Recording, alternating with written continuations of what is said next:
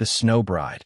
The wind howled across the Montana plains, carrying sharp flakes that whipped against the wooden walls of Ethan Cole's isolated ranch.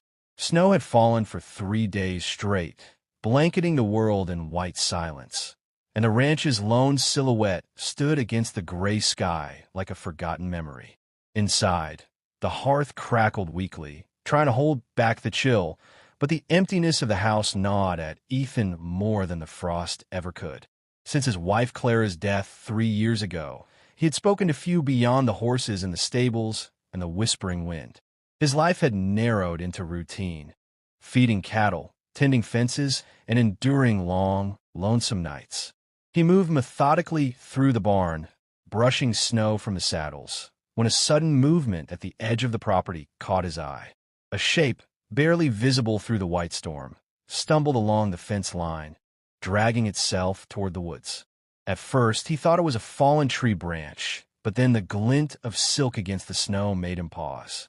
Squinting against the driving flakes, he realized it was a person, fragile, collapsing into the drifts. Without hesitation, he mounted his horse and rode closer, heart pounding against his ribs in a rhythm he had not felt in years. The closer he came, the more he noticed the woman's condition.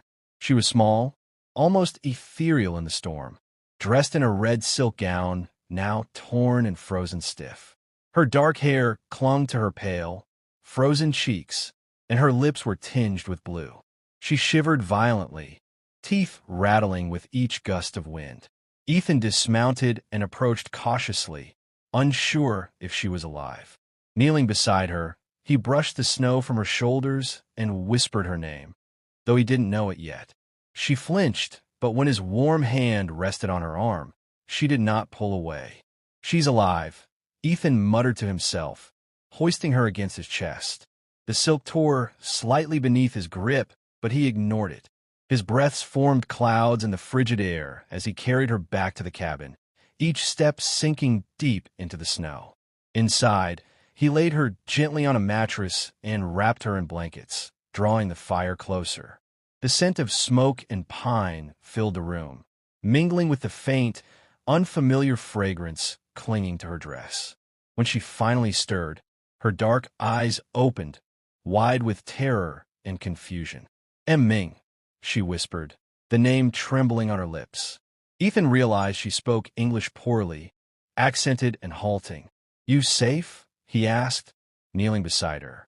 She nodded, shivering, but the fear in her eyes remained. "I lost," she said brokenly.